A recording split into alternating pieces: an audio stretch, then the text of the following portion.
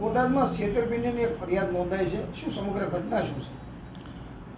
Botad town police station ખાતે આજે ખોટા ડોક્યુમેન્ટ અને ખોટી રીતે જે ભોગ બનનાર છે તેમને ભોળવી અને સબસિડીવાળી લોન આપવાનું કહી અને એક ફ્રોડ છે તે આચરવામાં આવ્યું હતું, જેમાં આ જે ભોગ બનનાર છે તેમની પાસેથી તેમના આધાર કાર્ડ, પાન કાર્ડ વગેરે મેળવી અને તેમને સબસિડીવાળી લોન મળે છે તેવું કહી અને આ જે આરોપીઓ છે તેમના દ્વારા CJ ફાઇનાન્સ કરીને એક જે કંપની છે તેમના ફોર્મમાં સહી કરાવી અને લોન લેવામાં આવી હતી.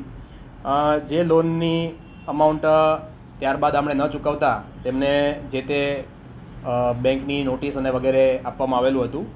આ કુલ 7,87,950 રૂપિયા જેટલી છેતરપિંડી છે તે આ આરોપીઓએ અલગ અલગ કુલ 25 જેટલા ભોગ બનનાર છે તેમની સાથે કરી છે.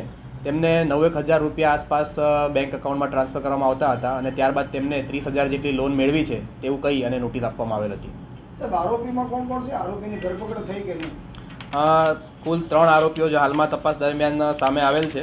આ 3 આરોપીઓની ધરપકડ બાબતે વિક્રમભાઈ ભૂપતભાઈ વાળા, ચિરાગભાઈ બહાદુરભાઈ મકવાણા તથા અરવિંદભાઈ જેસાભાઈ ડાભી, આ ત્રણેય આરોપીઓ છે તે આરોપીઓ પોલીસ કસ્ટડીમાં છે.